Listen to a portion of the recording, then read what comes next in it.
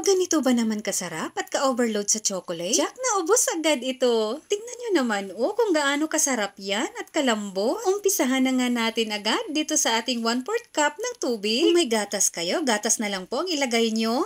At 1/8 cup ng asukal. Lagyan rin natin ng 1 teaspoon ng yeast. Mix very well lang natin ito hanggang sa matunaw ang ating asukal.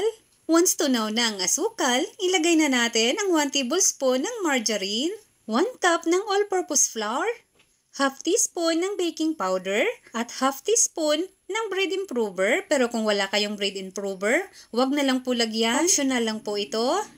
At masahin lang natin ito hanggang sa makuha natin ang tamang consistency para sa ating dough.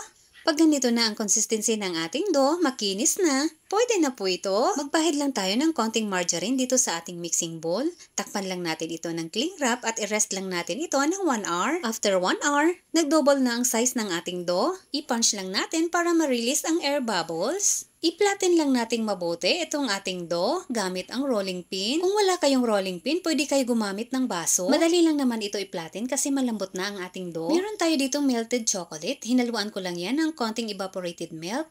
Nilagay ko sa ref para mag-set ng ganito. Medyo basa pa itong melted chocolate natin pero pwede na. Mas mainam sana yung medyo sticky pa siya para hindi messy tingnan. I-roll lang natin ito.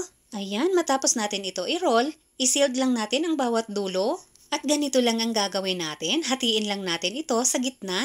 Matapos natin ito mahati, i-roll lang natin ito ng ganito.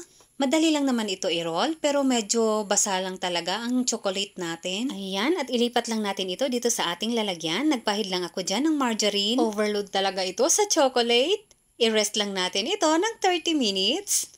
After 30 minutes, lagyan lang natin ito ng raisins. Pero depende na sa inyo kung gusto nyo lagyan o hindi. Lalagyan rin natin ng sliced almond. Depende na sa inyo kung anong gusto nyong ilagay na toppings. Pwede rin po ang peanut. Lutuin lang natin ito ng 180 degrees Celsius for 25 minutes. After 25 minutes, ayan, may overload chocolate bread roll na tayo. Hindi pa ba kayo natatakam dyan sa chocolate bread roll natin? Napakadali lang nito gawin at hindi mo na kailangan bumili ng tinapay sa tindahan dahil kayang-kaya mo naman itong gawin. Ang laki pa ng matitipid mo, ang mahal pa naman ng tinapay ngayon. Maraming salamat, hanggang sa susunod po!